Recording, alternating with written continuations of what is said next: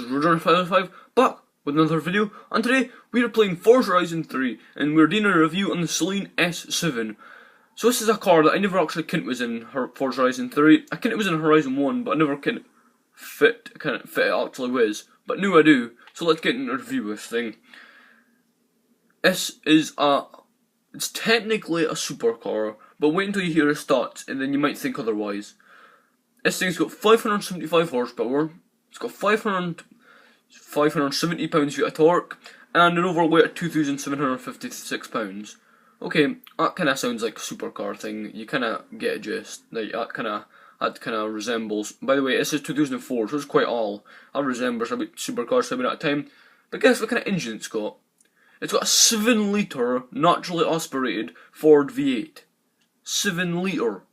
That's huge. Basically, the fuel cap on that car all the way back is just an engine. It's 7-litre, that's massive. And it produces some noise and it's naturally aspirated now, which is always good. But listen to this.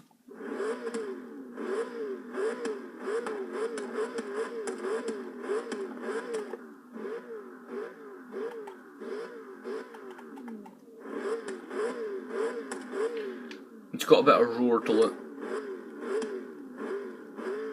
Just for about 5.2 revs to 6, like 5 to 5.2, you just hear about a roar about it, like just got a feisty noise to it. But let's get going. So this car was initially a British designed car because although it says American, obviously it's got a blooming 7-litre V8, of course it's got to be American. But the initial idea for this car was designed in America, no, designed in the UK I mean, and then like the person who made it, was called Ray Mallock or something like, I think that was what he's called. He decided that he couldn't be bothered basically building it anymore, so he sold it to a person in America called Steve Saleen, which is why it's called the Saleen. So Steve Saleen was like, right, I can't be bothered, so he decided to design this car and build this car. And he did quite a good job of it, to be honest. It kind of feels a bit like a boat to me. It's like, just the fact that, again, it's not even that heavy. 2,000 for a muscle car, we got an engine that size, isn't that heavy. Aye, but it kind of just feels strange to me for some reason. Because it feels, okay, just the way it drives. I kind of complain about it because I've never driven it that much, but we'll find out at the end of the video my final thoughts on it. But it feels like it could be quite a good car. It's hitting 200 just now.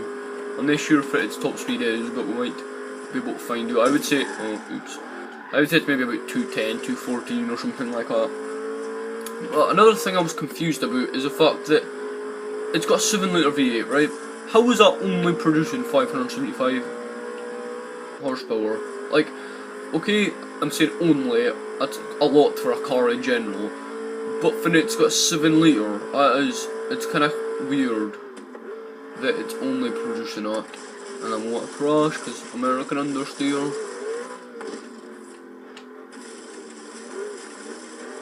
Please stay on the road.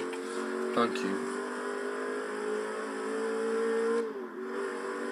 It's got nice and easy shifts though, and like you hear it shifting. It's not got a like.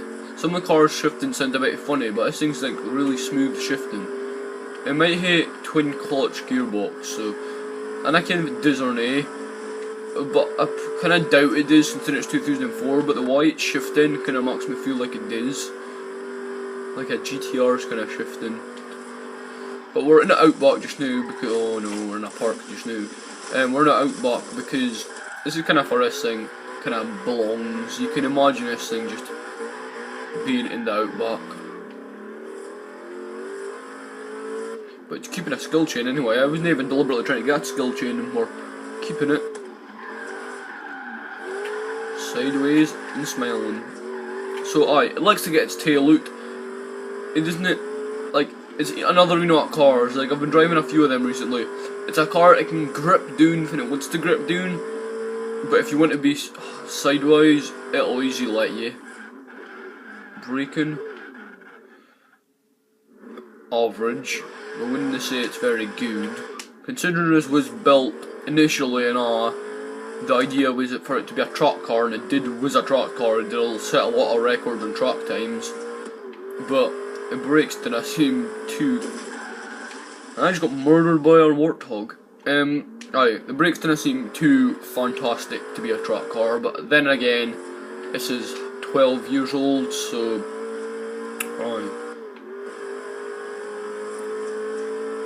So, due to the looks of this car, it's kinda, to be honest, and I kind of somebody you'll agree with me, but my last review was on a Noble M600, and it's got the same kinda, like at front, its eyes are the same, its lights are the same kinda look as that.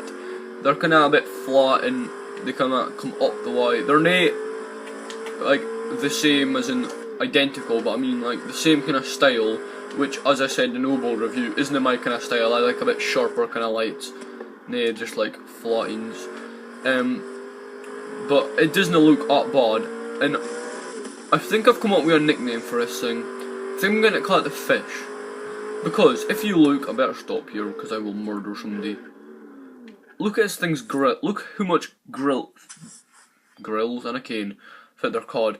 But look at the side of it, right? There's two vents on the bonnet. That's the word I was looking for. There's two vents on the bonnet, one at each side. Two vents on the back, like on the top at the back. There's one facing one on the left hand side, taking air in for going forwards, and there's one in the other side taking air and going backwards, or it's letting air through for the front, because there's things in the front and all.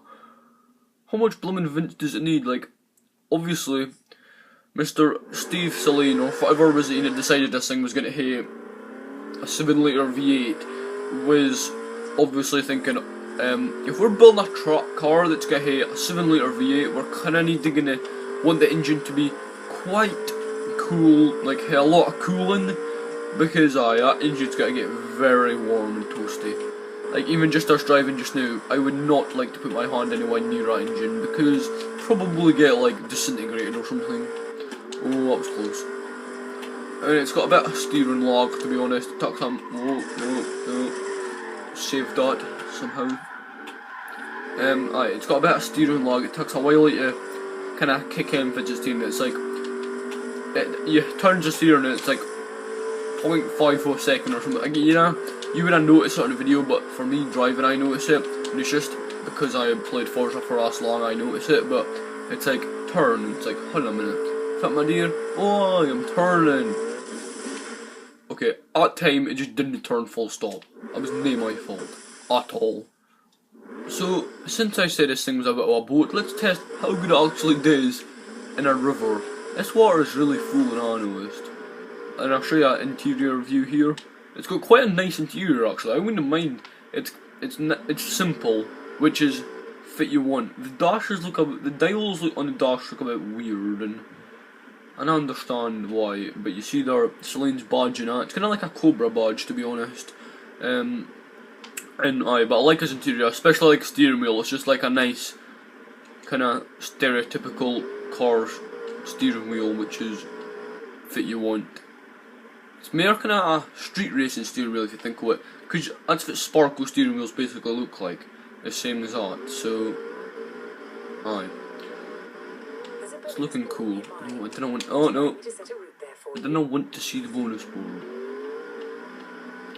It's doing there bad, like it's getting through water. We're just cooling down the engine. But anyway, I think we've cooled down the engine enough for this bit, and I think we'll use the car in it.